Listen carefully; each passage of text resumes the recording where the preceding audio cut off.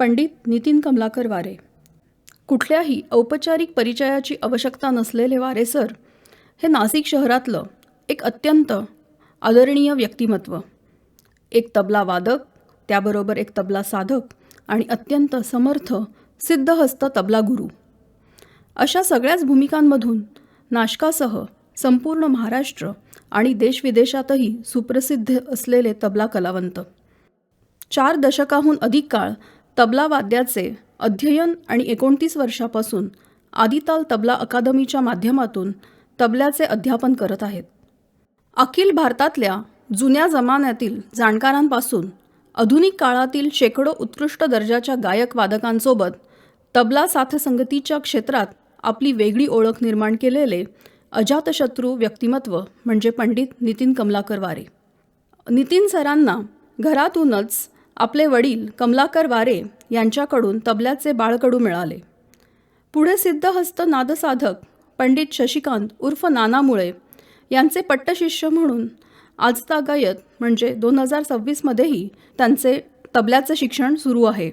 नाशकात तबल्याचा प्रसार व्हावा या उद्देशाने विद्यार्थ्यांचा अंतर्नाद, परिक्रमा, मूर्छना, थिरखवा शैलीच्या प्रचारासाठी परंपरा, तबला चिल्ला आणि अकादमीच्या प्रतिवार्षिक गुरुपौर्णिमा उत्सव अशा अनेक अभिनव अशा तबल्याच्या उपक्रमांचे नियोजन करण्याचे श्रेय वारे सरांनाच आहे.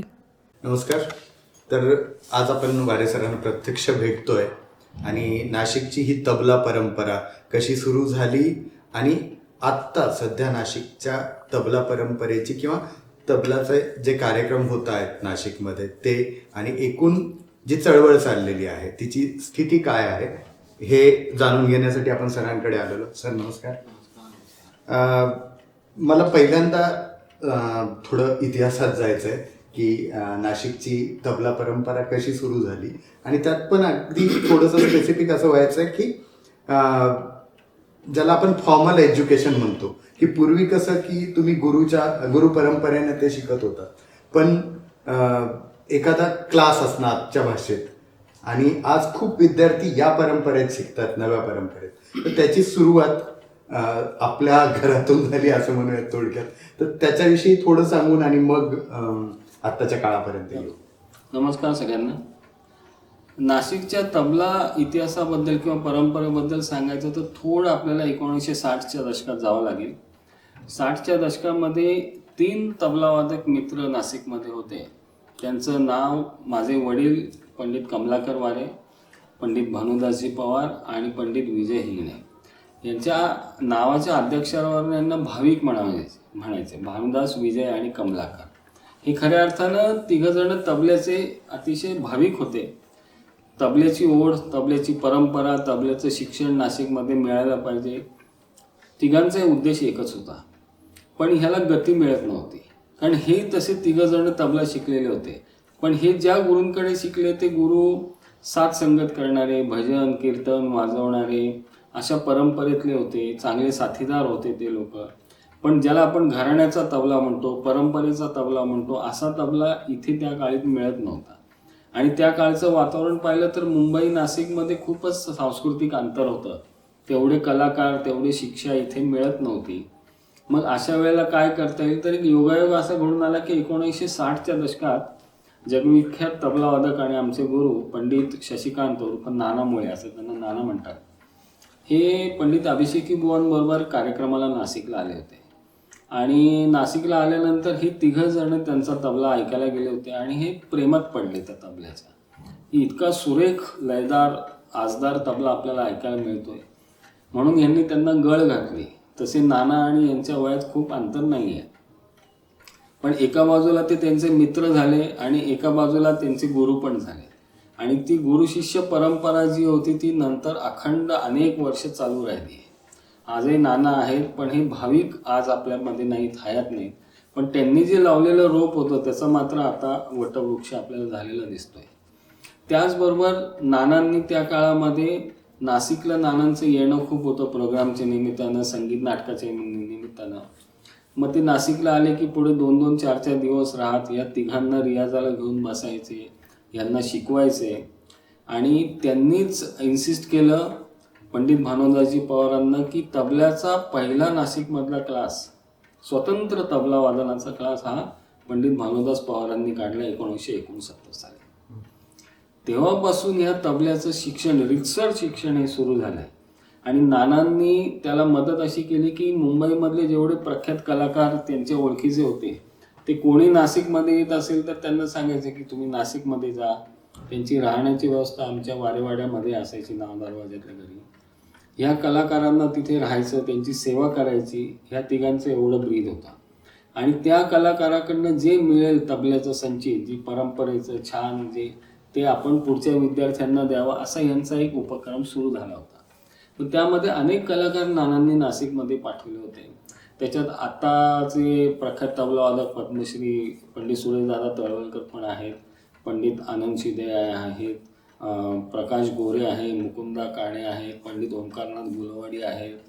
खूप लोकांनी नाशिकला येऊन शिक्षण दिलं आहे, नाशिकची परंपरा समृद्ध करण्याचा प्रयत्न केला आहे, तबल्याचा प्रचार प्रसार नाशिकमध्ये होण्याचा प्रयत्न केला आहे. पण भानुदास पवारांनी काढलेल्या क्लासच्या माध्यमातून शेकडो विद्यार्थी आज नाशिकमध्ये तयार झालेत. त्याचं सगळं श्रेय जे आहे, जी परंपरा आज आपल्याला तबल्याची इथे दिसते, याची सगळं श्रेय जे आहे ते जाते ह्या भाविक, या तिघांना. या तिघांनी जे रोपटं त्या काळी नाशिकमध्ये लावलं, त्याचा आता वटवृक्ष झालेला आपल्याला दिसतोय. एक घटना अजून घडली की तबल्याचे जे माउंट एव्हरेस्ट आपण ज्यांना म्हणतो, उस्ताद अहमद जान तिरकवा खान साहेब, यांचं नाशिकला 2 वेळा येणं झालंय, 1964 आणि 1966 साली. 66 सालचा जो प्रोग्राम होता तो पेठे हायस्कूलमध्ये झाला होता. त्यावेळेस खासाबांचं वय 87-88 असं असावं. त्यांना नाशिकमध्ये आणण्यात सगळ्यात मोलाचा वाटा होता ते म्हणजे त्यांच्याकडे शिकणारे पंडित नारायण जोशी. नारायण काकांना खासाबांकडे 15 वर्षे लखनौला घरी राहून तबला शिकलेले आहेत. तर ती परंपरा नाशिकमध्ये येण्यासाठी नारायण काकांनी प्रयत्न केले.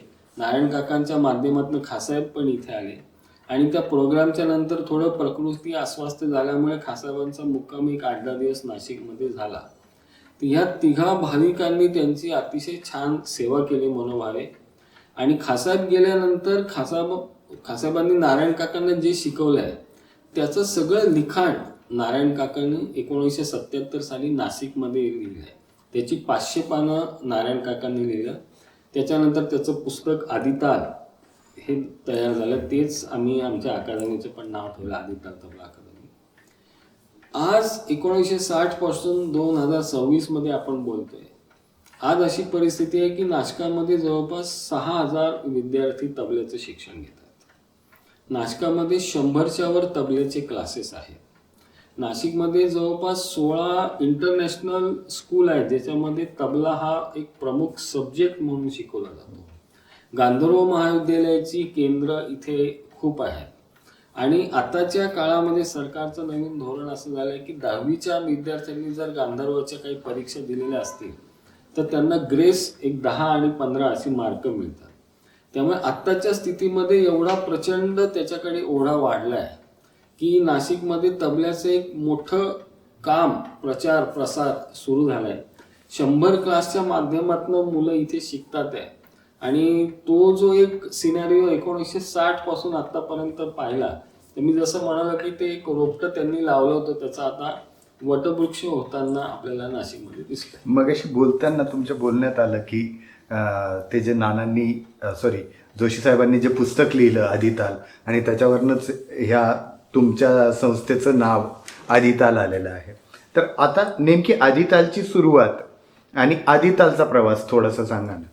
आदितालची सुरुवात होण्यामागचं मुख्य कारण आहे 2 गोष्टी. एक, नारायण काकांनी जी परंपरा इथे आम्हाला दाखवली तिरकवा खासाबांची, आणि दुसरी गोष्ट पंडित नानामुळे. नानामुळे हे शास्त्रीय संगीतामध्ये जी साथ संगत लागते तबल्यातली त्याच्यातले महामेरू आहेत. मोठं मानाचं नाव आहे त्यांचं.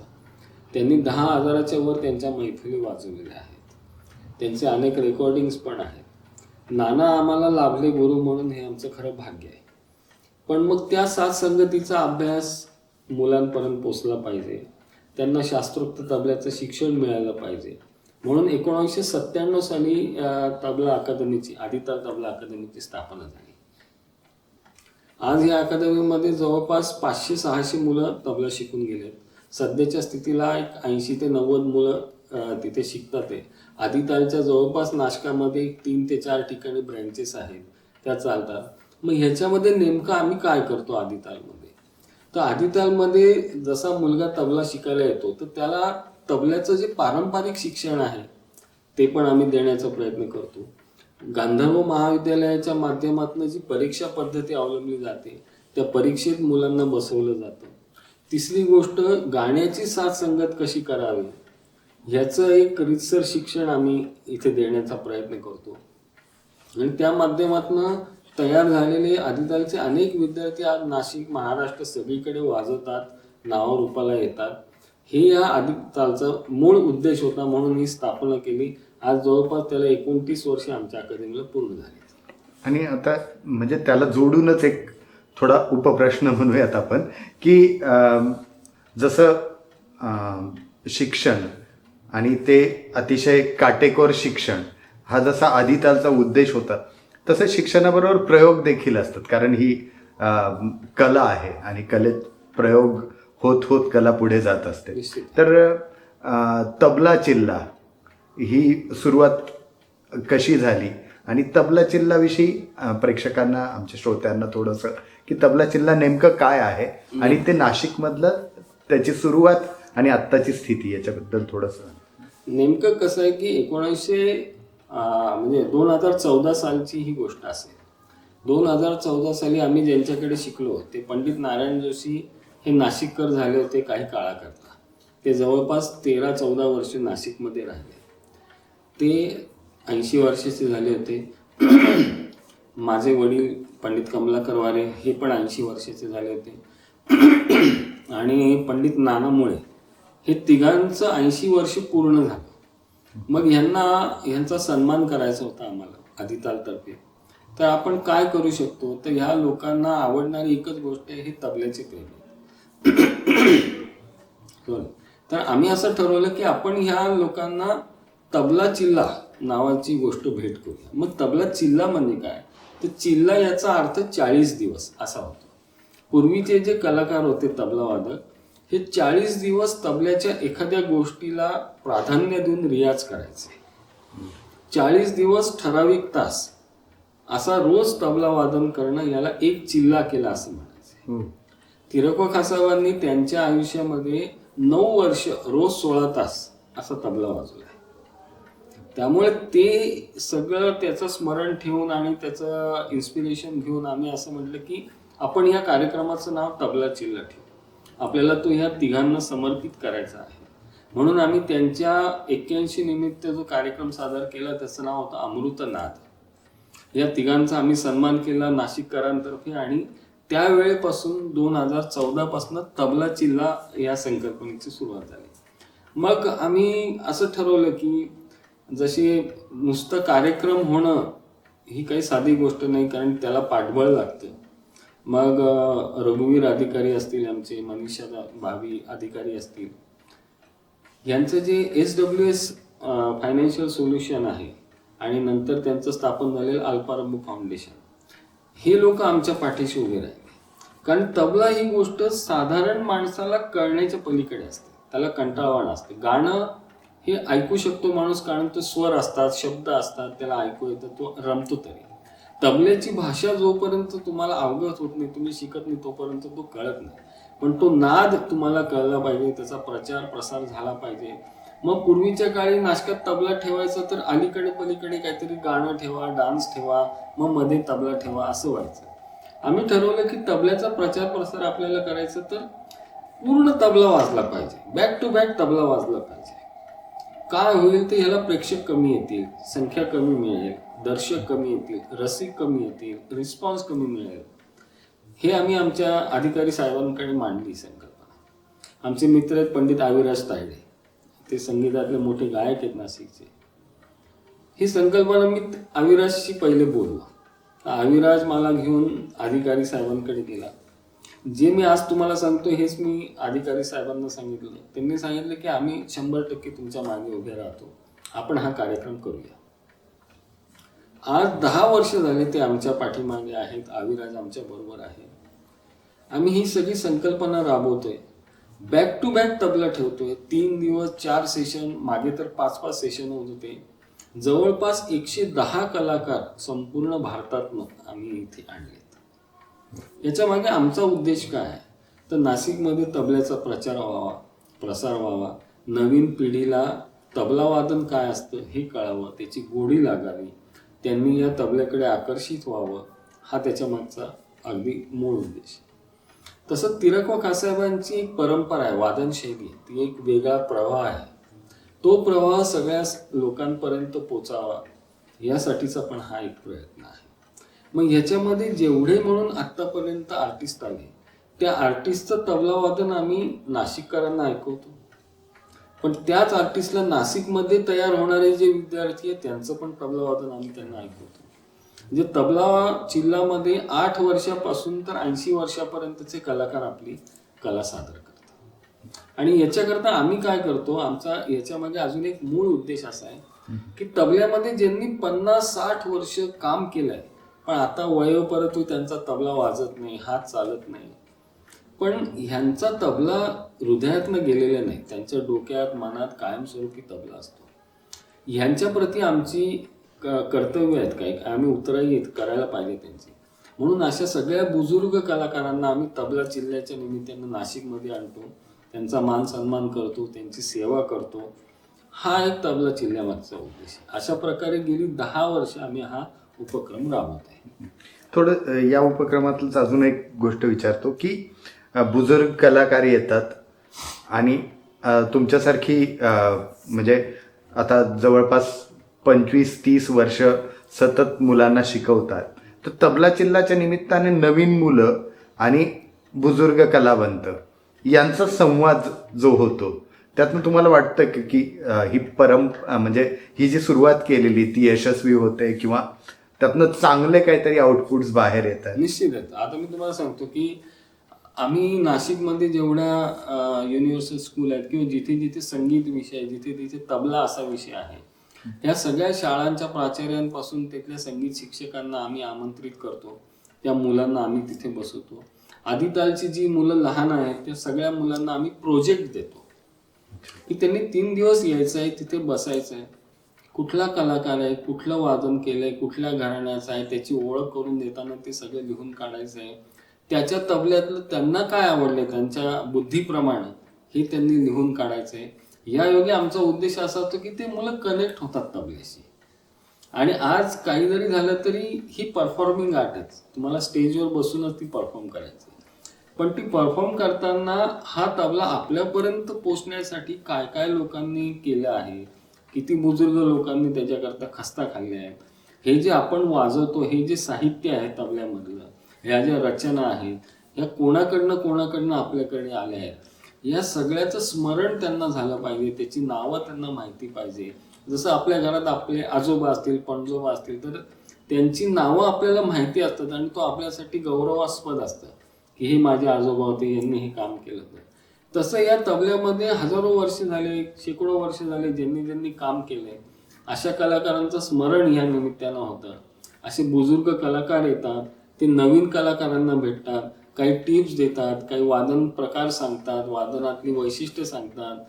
म्हणजे तबला चिल्ल्याच्या निमित्तानं नुसतं वादन होत नाही तिथे किंवा प्रोग्राम होत नाहीत, कलाकार येऊन जातात असं नाही, तर एक फॅमिली माहोल आम्ही तिथे क्रिएट करतोय. आणि एक तबला चिल्ल्याची फॅमिली म्हणून आज संपूर्ण भारतामध्ये याला प्रतिसाद अतिशय उत्तम असा आम्हाला मिळत चाललाय. आता जाता जाता शेवटचं की जसं तुम्ही घराण्यांचा उल्लेख केला, तर आता नाशिकमध्ये जे काही शिकवलं जातं, तुम्ही खासाहेबांचा उल्लेख केला आणि त्यानंतरची परंपराही सांगितली, तर असं एकच घराण्याचं आहे की सगळ्या घराण्यांची म्हणजे जी तबल्याशी रिलेटेड ते सगळं शिकवलं जातं की खासाहेबांकडनं आलेले जे आहे ते? आता कसं आहे, नाशिकमध्ये समजा गांधर्व महाविद्यालयाची परीक्षा पद्धती, तर ह्या परीक्षा पद्धतीमध्येच तुम्हाला अभ्यासाला तबल्याची जेवढी मुख्य घराणी आहेत, 6 घराणी, याचा अभ्यास तुम्हाला सांगितलेला आहे. त्यामुळे इथे जेवढे गुरु तबला शिकवणारे आहेत किंवा जे बाहेरून येऊन इथे शिकवतात त्यांना ह्याची कल्पना असते. त्यामुळे त्या पद्धतीचं शिक्षण इथे दिलं जातं.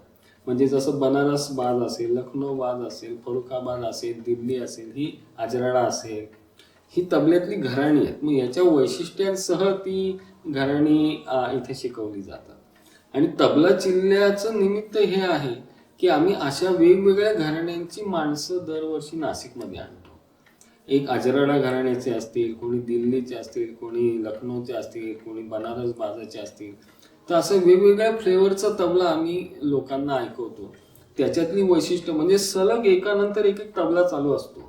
पण असं होत नाही की एका सेशनमध्ये 4 कलाकार तबल्यातला जो मूळ ताल आहे 3 ताल हाच वाजवतात. पण हे प्रेझेंट करत असताना ते लोक जे वाजवतात ना, तर ते आपल्या घराण्याची जी वैशिष्ट्य आहे, परंपरा आहे, त्याच्यातली जी शिक्षण पद्धती आहे, त्याच्यातल्या ज्या रचना आहेत, त्याच्यातलं जे साहित्य आहे, ते इथे सांगितलं जातं. ते ह्या योगे या सगळ्या कलाकारांपर्यंत पोचतंय. त्यामुळे नाशिकमध्ये घराणं हा अभ्यासाचा एक विषय आहे. पण प्रत्येकाला जसा जसा ज्या ज्या घराण्याचा तबला अवगत झालाय तसा तो इथे शिकवलाही जातो. त्या पद्धतीने त्याचं वादन पण केलं जातं आणि एक वेगळं वातावरण तबल्याचं नाशिकमध्ये निर्माण करण्याचा प्रयत्न आम्ही या तबला चिल्ल्याच्या माध्यमातून आता इथे. नाशिकमध्ये पूर्वीच्या काळी जेव्हा तबला वादन ऐकवायचं असायचं कोणाला, तर बरेचसे रिस्ट्रिक्शन असायचे. कारण तबल्याची लँग्वेज कळत नाही, ते नुसतंच वाजतं, काय वाजतं हे माहिती नाही, त्यामुळे लोकांना ऐकण्यात रस नव्हता. मग अशा वेळेला तबला ठेवायचा तर त्याच्या अलीकडे पलीकडे गाणं ठेवायला लागायचं, डान्स ठेवायला लागायचं. कारण या कथक नृत्य असेल किंवा गाणं असेल हे एक प्रेक्षणीय असतं. कथक डान्स पाहता येतो, आपण रमतो त्याच्यात. गाण्यामध्ये स्वर असतात, शब्द असतात, त्यामुळे माणूस रमू शकतो. भजन ऐकलेलं असतं. पण तबल्यामधली भाषाच आपल्याला अवगत नसते, तर मग ते ऐकणार कसं? तो संवाद होत नाही, मग त्याला उपस्थिती कमी राहते, मग तबल्याचा प्रचार प्रसार कमी होतो. जेव्हा पालकांपर्यंतच ही गोष्ट पोचत नाही तेव्हा ती मुलांपर्यंत पोचली जात नाही. म्हणून आमचा उद्देश असा असतो की याची भाषा कळावी, याचा नाद कळावा, याचं सौंदर्य कळावं. म्हणून वेगवेगळ्या घराण्यातली लोक आम्ही इथे आणतो आणि त्यांचं वादन नाशिककरांना ऐकवतो. त्यायोगे सगळे पालक येतात, ते पालक आपल्या मुलांना इन्सिस्ट करतात आणि त्यायोगे हा प्रचार प्रसार होतो असं आम्हाला वाटतं.